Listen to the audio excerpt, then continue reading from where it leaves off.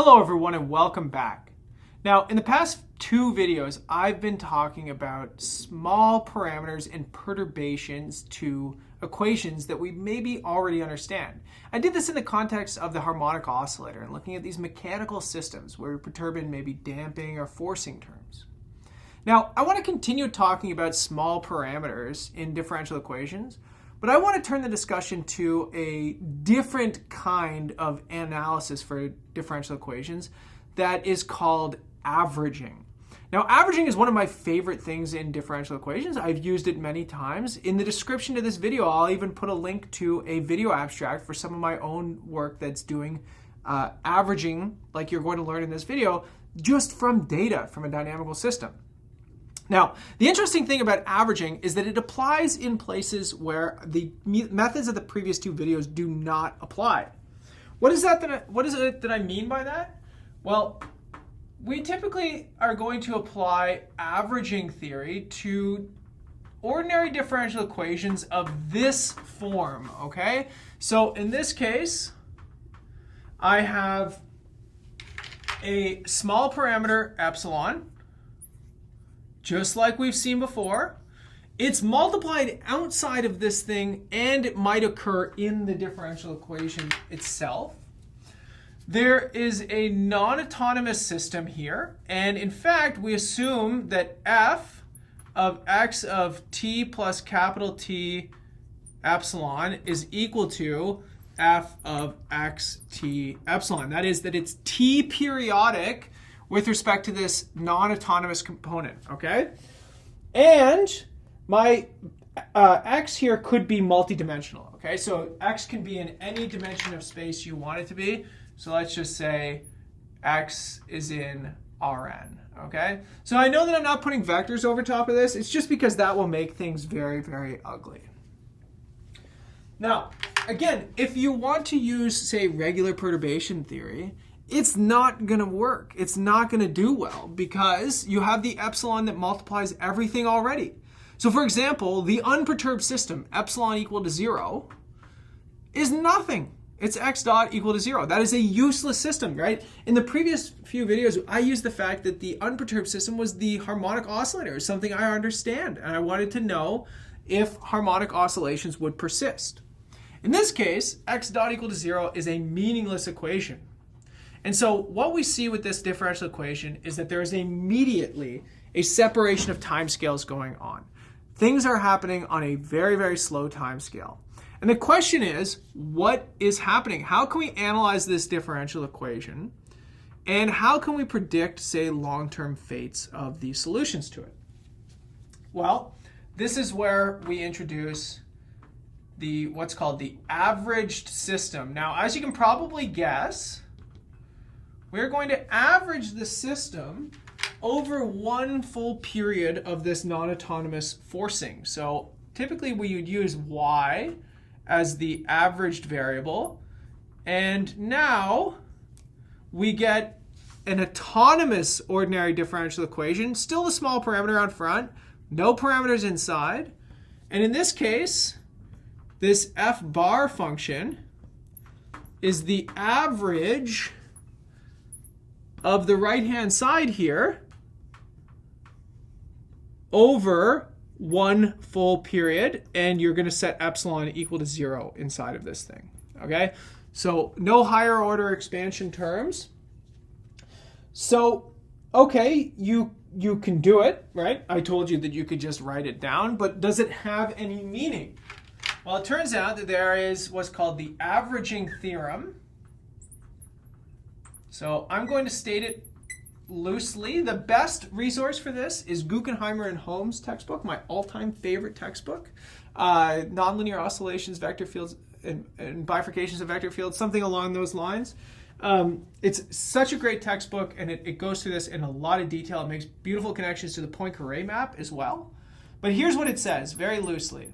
If solutions x of t and y of t, in this case, I'm referring to solutions x of t to this equation, y of t to this equation. Okay, so again, I just don't want to write it all down. If they have initial conditions that are close together, So let's say they are within epsilon of each other. Then the solutions themselves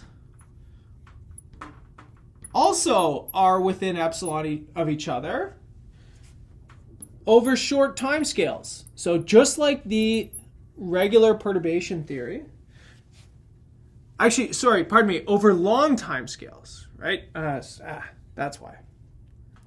Pardon me. This should be order 1 over epsilon. Order 1 over epsilon. Okay, so again, if epsilon is very, very small, 1 over epsilon is very, very large. And so this says that if you take initial conditions and you look at initial conditions that are close together, and you look at solutions to these two equations, they will stay very, very close together for a very long time. What's more, if y star is a fixed point of y bar, f bar, pardon me. I'm so excited that I'm making mistakes. Then x dot equal to epsilon fx. So the unaveraged system has a unique hyperbolic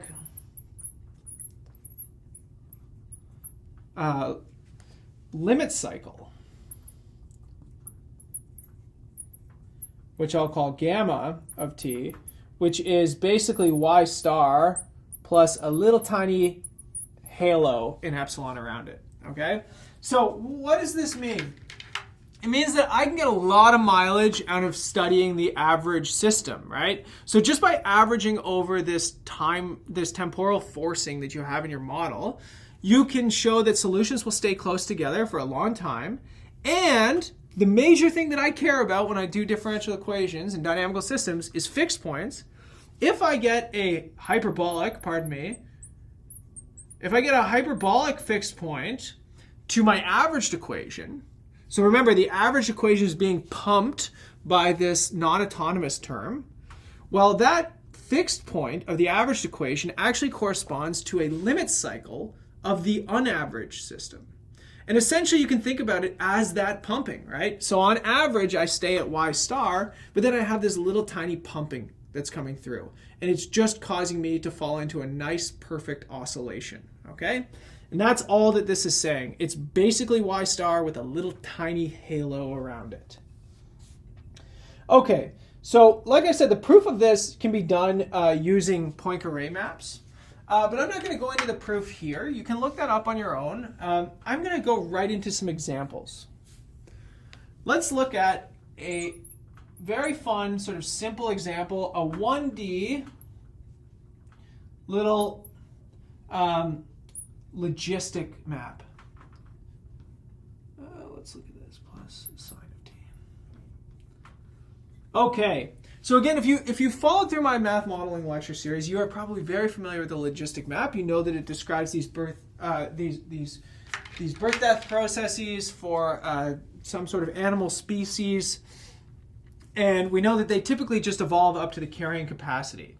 Now in this case, I'm going to put what we'll think of as a seasonal fluctuation, okay? So sine is oscillating between 1 and -1. When it's high, you're thinking of, maybe it's the right season for reproduction for this animal species. Whenever sine is very, very small, so -1 or something, then maybe you're in the dead of winter or something like that, and it's not mating season. So this is just, you can think about this as a seasonal pumping and driving for the animal species. In this case, we have a small parameter, epsilon, out front. That just describes that motion is taking place over a very, very long time scale. So maybe these are whales or something that reproduce on very long time scales, as opposed to maybe rabbits that reproduce very, very quickly. Okay, so what's the averaged equation?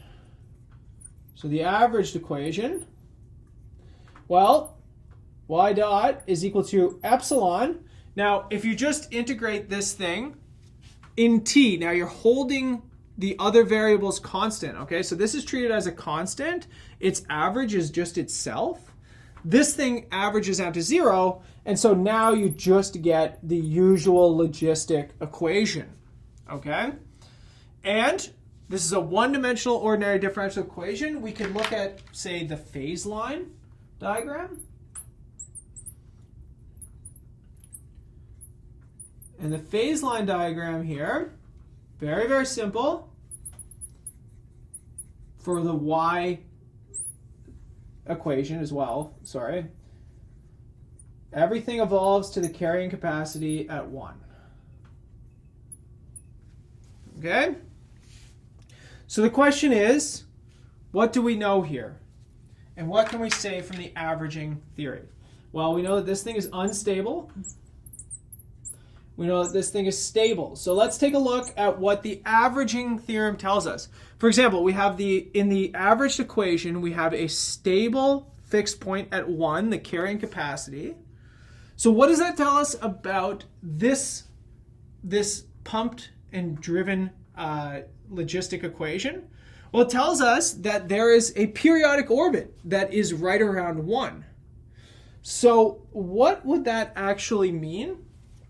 Well, instead of, say, let's look at what would happen in time. And let's look at, here's 1. So instead of just the averaged equation evolving, asymptotically down to 1, for example, so if it started up here, it came down to 1, what you would see in the original system would be these oscillations. And so you would see this wiggling around the carrying capacity, right? This tiny, tiny oscillation coming from seasonal fluctuations, right? So sometimes you're a little bit above 1, sometimes you're a little bit below 1, but on average, you always stay at 1, okay? So again, averaging, that's what it's telling you. These fixed points, these are the average of your limit cycles. All right, let's do a much more interesting and complicated example, okay? Let's consider the Van der Pol oscillator. So let's consider the Van der Pol oscillator. So again, we've seen this one before. We saw this in my limit cycles lecture series, or video, sorry. So again, this is basically a harmonic oscillator with a nonlinear damping term on it. Now, in my limit cycle video, I chose the parameter here to be very, very large. Now, in our case, because we would like to use averaging, we're going to think about that thing as being very, very small. So you can think about this as sort of attacking both of the different regimes that this thing exists in. Now, one thing that you might remember from that limit cycles video is you can write this as a system. So write as a system, and I'm going to say x dot is equal to y minus epsilon x cubed over 3 minus x, and y dot is equal to just minus x. Okay, so you might have to refresh yourself on how to do that, or maybe try and reverse engineer it. Have a little bit of fun, right? Don't take my word for everything. Now, clearly this is not in averaging form, right? There's not epsilons in front of these two things, so I can't just do the averaging. There's also no time dependence. So, Jason, what was the point of giving us this example if it's not going to fit into the theory? Well, one thing that you probably notice about this equation is that it feels very restrictive. It looks like it's a very specific system. But it turns out that a lot of problems that can be averaged take a little bit of massaging to get there. You have to put things in the right coordinate frames. You have to, work through the problem a little bit until you can get it to that form, and then you can take advantage of the averaging theorem. So how do I do it? Well, I'm going to do a change of variable. So change of variables, and I'll show you what it is before I tell you about it, okay? So I'm going to introduce new variables, u and v, and they are going to come in this form. So I'm going to take a matrix cos of t minus sine of t, minus sine of t, and minus cos of t. Okay, so this is an invertible matrix. So that means that this is an invertible change of coordinates. And what is this change of coordinates doing? This change of coordinates is putting myself in a rotating frame of reference. Now, this is a common trick. Sometimes it's called the van der Pol change of variables. Now, why is it that somebody who came up with this knew to come up with this specific change of variables? Because of the harmonic oscillator, because of everything that we've already seen from regular perturbation theory to multiple timescales analysis. We know that the solutions to leading order should look something like these cos and sine terms. So essentially, this is sort of like a Wronskian, again, something you might want to remind yourself of, or related to a Wronskian for the solutions to your harmonic oscillator equation. Okay? Now, essentially, this is going to, so it's going to take a lot of work here. I'm going to, again, leave this as a little exercise for you because it's honestly kind of just boring. But here's what my system becomes now. It becomes epsilon cos of t. There's my epsilon out front. That's what I was looking for. And then u, sorry, I need a bracket around this too. U cos of t minus v sine of t, and all cubed over 3 minus u cos of t, and then minus v sine of t. That's just as is. And then v dot is basically the same thing, but with a sign out front. Okay, so if you'll allow me to, I'm just going to go like this so I don't have to write it again, and maybe so that things can stay somewhat less messy. But now look what I did. By introducing this coordinate change, I've got epsilons out front, I've got explicit time dependence, I have periodicity on the right-hand side, and so I have got myself into a position where I can apply averaging theory. So let's look at the averaged equations.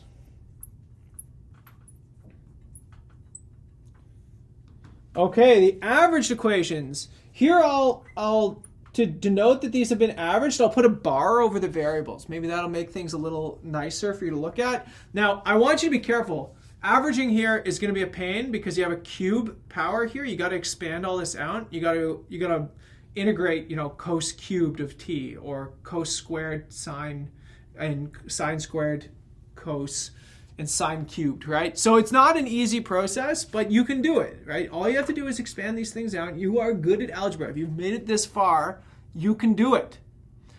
Try it out. Have a little bit of fun, right? I'm going to give you the answers, but you can fill in the gaps. That's how you really learn these things. This is epsilon u bar over 2, and then times 1 minus u bar plus v bar, both squared, over 4. And v bar dot is equal to epsilon v bar over 2. So I'm using bars to denote that this has been an averaged equation now. So it's not the same variables of u and v in the same way that you had x and y over here. U bar squared plus v bar squared divided by 4. And so now you've got a pretty little planar ordinary differential equation that you can try and analyze. So the question is, how can we analyze it? Well, again, if you made it this far through the lecture series, you've been working with planar systems for a long time, you might have guessed that one way to do it is introduce polar coordinates.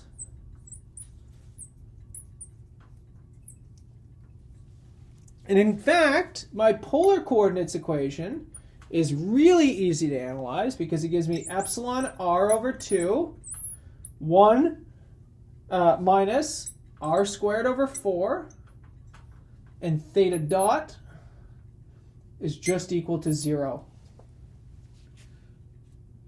So, take a look at this.